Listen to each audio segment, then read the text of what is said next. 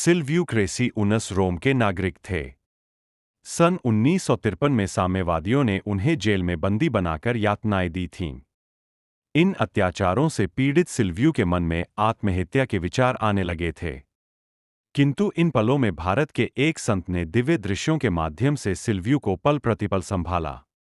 इन संत को वे अपनी पुस्तक में ओरोबिंदोगोस के नाम से पुकारते हैं। एक अन्य दिव्य अनुभूति का वर्णन करते हुए वे लिखते हैं, एक दिन वे संत मेरे समक्ष आए और मेरा मनोबल बढ़ाते हुए बोले, आह, लगता है तुम मुझे भूल गए हो। तुम्हें याद नहीं वह पेड़ जहां तुमने एक संत को देखा था? अरे, मैं वही हूं ओरोबिंदोगोस। तुम जानते नहीं हो मैं कब से तुम्हें पुकार रहा हूं। तुमसे मिलने के लिए मुझे कितना लंबा सफर तय करके आना पड़ा है। सिल्वियो बताते हैं कि उनके ये दिव्य स्वप्न अन्य सपनों के समान नहीं होते थे। ओरोबिंदोगोस के साथ बिताए हुए उनके पल शांतिमय और आनंदपूर्ण होते थे।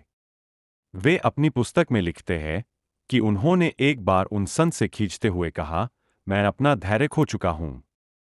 आप ही बताइए, मैं इन लोगों के द्वेष का शिकार क्यों हो रहा हूं? प्रकृति ने मेरी नियति में इतनी कठोरता क्यों लिखी है? कृपया बताइए कि जेल की इस चारदीवारी में इस प्राण हरने वाली पीड़ा के साथ मैं कैसे जीऊं? तब उत्तरस्वरूप दिव्य संत ने उनको यह कहानी सुनाई। एक बार चिड़ियों का एक जोड़ा अपने बच्चे को लेकर समुद्र के ऊपर से जा रहा था। पर तभी हवा का तेज झोंका आया और चिड़िया का बच्चा समुद्र में गिर गया। तब जानते हो उसके माता पिता ने क्या किया?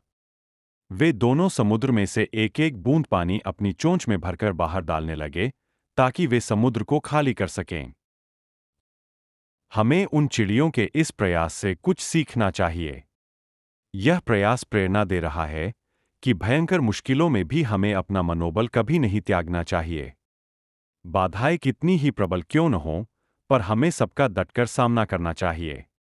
उत्साह और सकारात्मकता के साथ जीवन की प्रत्येक चुनौती से संघर्ष करना चाहिए। सिल्वियो बताते हैं कि ऐसे ही प्रेरणादायक विचार वे दिव्य संत महीनों तक अनुभव में आकर उन्हें देते रहे। फलतः सिल्वियो का दुखी हृदय शांत होता गया और उनमें जीवन जीने की भावना और जोश दोबारा जागने लगा। सिल्वियो ने जब सद्गुरु के ऐसे निस्वार्थ प्रेम को चखा तो उनमें जिज्ञासा उठी। उसके बारे में वे अपनी किताब में लिखते हैं, एक दिन मैं इस सोच में गुम था कि ये संत कौन हैं? क्यों बार बार आकर मुझे यूं अपना बनकर संभाल रहे हैं? क्यों मुझे दिव्य प्रेरणाएं दे रहे हैं?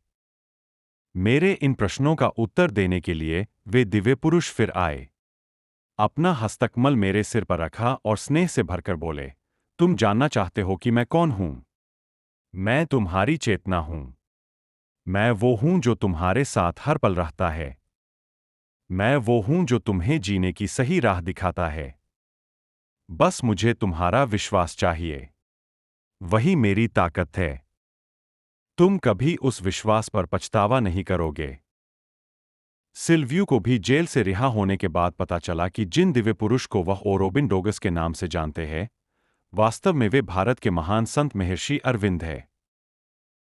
सारतः दिव्य अनुभूतियां इस बात का प्रमाण है कि सद्गुरु स्थान, समय और पंचभूत की देह की सीमाओं से परे एक अलौकिक सत्ता होते हैं। ऐसी महान विभूति होते हैं जिनका दिव्य प्रेम सबका कल्याण चाहता और करता है।